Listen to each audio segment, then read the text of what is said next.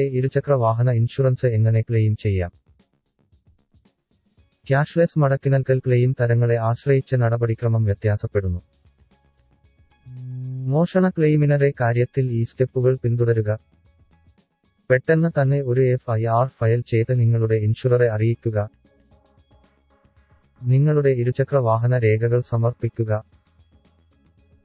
ഒരു നിശ്ചിത കാലയളവിനുള്ളിൽ വാഹനം കണ്ടെത്താനായില്ലെങ്കിൽ പോലീസ് കണ്ടെത്താനാകാത്തത് നോൺ ട്രേസബിൾ സർട്ടിഫിക്കറ്റ് നൽകും.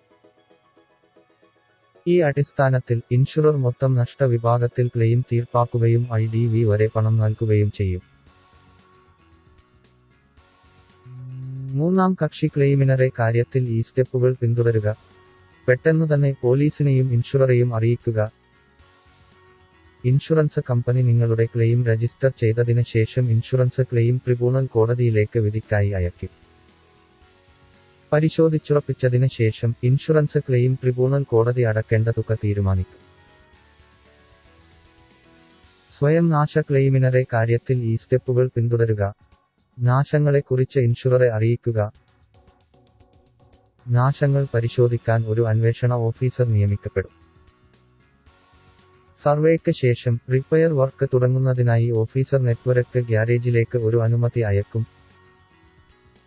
നെറ്റ്വർക്ക് ഗ്യാരേജിൽ നിന്ന് നിങ്ങൾക്ക് സേവനങ്ങൾ ലഭിച്ചാൽ റിപ്പയർ ചെലവുകൾ ഗ്യാരേജുമായി ഇൻഷുറർ നേരിട്ട് തീർപ്പാക്കും. നെറ്റ്വർക്ക് അല്ലാത്ത ഗ്യാരേജിനറെ കാര്യത്തിൽ പോളിസിയുടെ നിബന്ധനകളും വ്യവസ്ഥകളും അനുസരിച്ച് തുക മടക്കി നൽകും. www.policybazar.com സന്ദർശിക്കുക. അവിടെ നിങ്ങൾക്ക് വിവിധ ശ്രേണികളിലുള്ള ഇരുചക്ര വാഹന ഇൻഷുറൻസ് പോളിസികൾ താരതമ്യം ചെയ്യുവാനും തിരഞ്ഞെടുക്കുവാനും സാധിക്കും. അതുകൊണ്ട് ഇരുചക്ര വാഹന ഇൻഷുറൻസ് വാങ്ങും മുന്നേ പോളിസി ബസാർ സന്ദർശിക്കുക.